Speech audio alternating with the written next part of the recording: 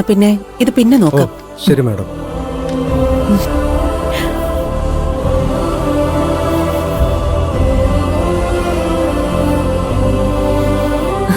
Good morning. Good morning madam. വാ, അകത്തേക്കിരിക്കാം. വേണ്ട madam.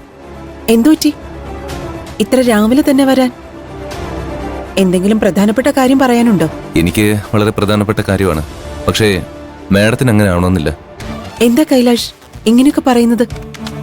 കൈലാഷിന് പ്രധാനപ്പെട്ട കാര്യമാണെങ്കിൽ എനിക്കും അത് പ്രധാനപ്പെട്ടതാണ്. കാര്യം എന്താന്ന് പറയൂ. മാഡം പറഞ്ഞതിന് ശേഷം ഞാൻ പാർവതിയോട് ഫ്രണ്ട്ലിയായി, എന്നാൽ ശല്യപ്പെടുത്താതെ വളരെ സൂക്ഷിച്ചാണ് ഇടപെടുന്നത്. പക്ഷേ പാർവതിക്ക് എന്നോടുള്ള പെരുമാറ്റത്തില് ഒരു തരത്തിലുള്ള മാറ്റവും കാണുന്നില്ല. പാർവതി ഇല്ലാതെ എന്റെ ജീവിതത്തിൽ ഒരു അർത്ഥമില്ല മാഡം. എന്നെ എങ്ങനെയെങ്കിലും മാഡം സഹായിക്കണം. ഞാൻ എന്തെങ്കിലും ചെയ്യുന്നതിന് മുൻപ് കൈലാഷ് ഡാഡിയോടും മമ്മിയോടും ഒന്ന് സംസാരിക്കണം.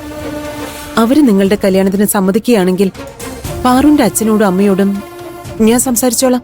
എന്റെ ഡാഡിയും മമ്മിയും കുറിച്ച് ആലോചിച്ച് മാഡം ടെൻഷൻ അടിക്കണ്ട. ഞാൻ പറയുന്നതിനപ്പുറം അവര് രണ്ടുപേരും നിൽക്കില്ല. നിന്റെ അച്ഛനും അമ്മയ്ക്കും നീ എത്രമാത്രം പ്രധാനപ്പെട്ടതാണെന്ന് മറ്റാരെക്കാളും നന്നായിട്ട് എനിക്കറിയാം. അതെങ്ങനെ മാഡത്തിനറിയാം? അത് പിന്നെ നിന്റെ അച്ഛനും അമ്മയ്ക്കും ആണും പെണ്ണുമായിട്ട് നീ ഒരാളല്ലേ ഉള്ളൂ. അപ്പോ നിന്നോടുള്ള സ്നേഹം കുറച്ച് കൂടുതലുണ്ടാവും. അവരുടെ ലോകം നിനക്ക് ചുറ്റുമാണ് കറങ്ങുന്നത്. നിന്റെ സന്തോഷത്തിന് വേണ്ടി അവരെന്തും ചെയ്യും. മാഡം പറഞ്ഞത് ശരിയാ. അവരെ പാർവതിയുമായിട്ടുള്ള കല്യാണത്തിന് സമ്മതിപ്പിക്കുന്നത് ഒരു വിഷയമേ അല്ല. മാഡം എങ്ങനെയെങ്കിലും പാർവതിയുടെ അച്ഛനോടും അമ്മയോടും സംസാരിച്ച് കല്യാണത്തിന് സമ്മതിപ്പിച്ചാൽ മതി.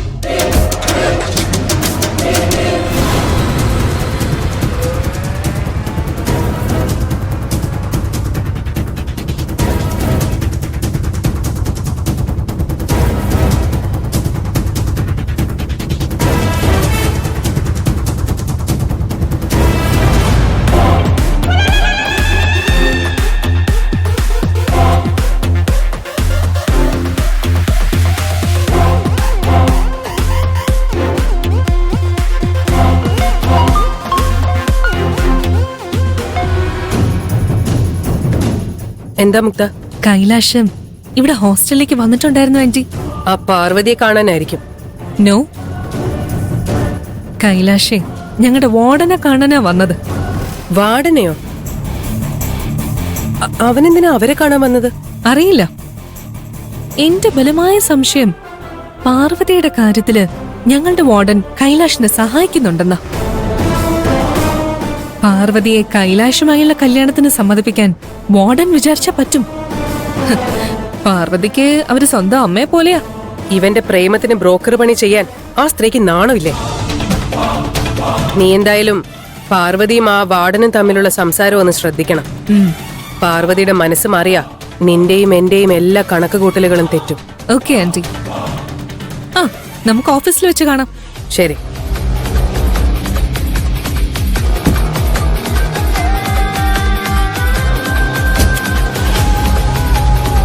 എന്റെ കണക്കുകൂട്ടലുകൾ തെറ്റിക്കാൻ ഞാൻ ആരെയും സമ്മതിക്കില്ല. കൈലാഷിനെ സ്വന്തമാക്കണമെന്നത് എന്റെ ജീവിതത്തിലെ ഏറ്റവും വലിയ ലക്ഷ്യം. അത് തകർക്കാൻ ഞാൻ ആരെയും സമ്മതിക്കില്ല. ഭൂമിക മാഡം ഈ കാര്യത്തില് കൈലാഷിനെ സഹായിക്കാൻ ശ്രമിച്ചാൽ ഒരുപാട് ദുഃഖിക്കേണ്ടി വരും.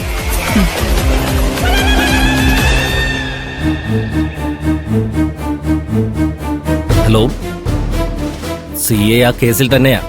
എന്തെങ്കിലും വിവരം കിട്ടിയാൽ ഞാൻ അറിയിക്കാം. ശരി. Good morning sir. നിങ്ങളാരാ? സർ, 2 ദിവസം മുമ്പ് ഒരു മാലമോഷണത്തിന്റെ കേസ് രജിസ്റ്റർ ചെയ്തിരുന്നു. എൻ്റെ അമ്മയ്ക്ക് പരിക്ക് പറ്റി ആശുപത്രിയിലുമായിരുന്നു. സാറാണ് പരാതി എഴുതിയെടുത്തത്. ആ, ഓർമ്മയുണ്ട്.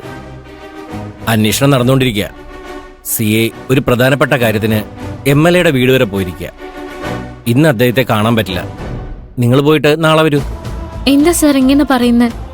അവരെ കണ്ടുപിടിക്കാൻ വൈകുന്ന ഓരോ നിമിഷവും അവന്മാര് എത്ര പാവങ്ങളെ ഉപദ്രവിക്കുന്ന പറയാൻ പറ്റുമോ?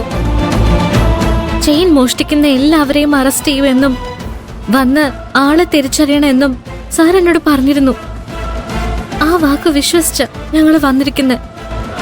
പക്ഷെ ഇവിടെ എത്തി കേസിനൊരു പുരോഗതിയില്ലെന്ന് കാണുമ്പോ എന്ത് ചെയ്യണമെന്ന് അറിയാത്ത അവസ്ഥയിലാണ് സർ.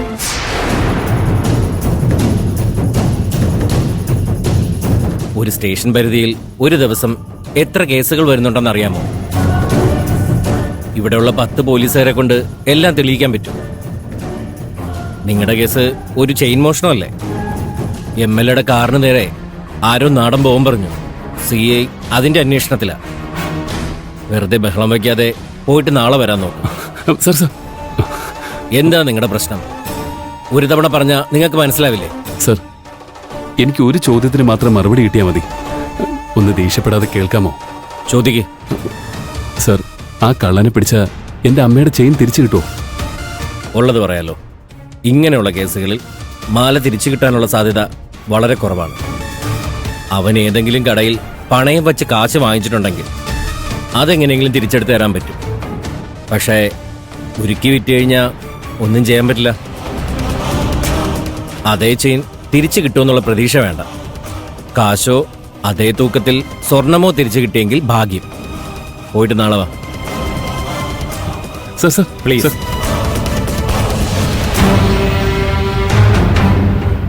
എന്താ പ്രിയൻ ചേട്ടാ അദ്ദേഹം അങ്ങനെയൊക്കെ പറയുന്നത്? ആ ചെയിൻ കിട്ടിയില്ലെങ്കിൽ അമ്മയെ സമാധാനിപ്പിക്കുക എളുപ്പമാവില്ല. മനു, ഇപ്പൊ നീ അവരെ കണ്ട് സംസാരിക്കും. ഞാൻ പറഞ്ഞു തന്ന പോലെ തന്നെ സംസാരിച്ചാൽ മതി. ശരിയടാ. പ്രിയ, എന്നെ ഓർമ്മയുണ്ടോ? അന്ന് നിങ്ങൾ ഗ്രാമത്തിലേക്ക് പോയപ്പോൾ യാത്ര ചെയ്ത വാനിന്റെ ക്ലീനറാണ് ഞാൻ. ആ, കുറച്ചു നേരം മുമ്പ് എന്നെ വിളിച്ചിരുന്നു. വിളിച്ചത് വണ്ടിയുടെ ഡ്രൈവറാണ്. അവൻ എൻ്റെ ഫ്രണ്ടാ. ഞങ്ങളും ഈ മാലമോഷണ കേസിനെ കുറിച്ച് സംസാരിക്കാൻ വേണ്ടിയാ നിങ്ങളെ വിളിക്കാൻ ശ്രമിച്ചത്. ഈ കേസിനെ കുറിച്ച് നിങ്ങൾക്ക് എങ്ങനെ അറിയാം? കുറച്ച് ദിവസങ്ങൾക്ക് മുമ്പ് എൻ്റെ കൂട്ടുകാരൻ ബൈക്ക് ടാക്സി ഓടിച്ചുകൊണ്ടിരിക്കുമ്പോൾ കസ്റ്റമറായി വന്നൊരാൾ ഒരു സ്ത്രീയുടെ കഴുത്തിലെ മാല മോഷ്ടിച്ചു. ബൈക്ക് ടാക്സി ഓടിക്കുന്ന ഒരുത്തൻ ഒരു കൂട്ടാളിയുടെ കൂടെ റോഡിലൂടെ പോകുന്നൊരു സ്ത്രീയുടെ മാല പൊട്ടിച്ച് കടന്നു കളഞ്ഞു. സ്ത്രീകൾക്കിപ്പോ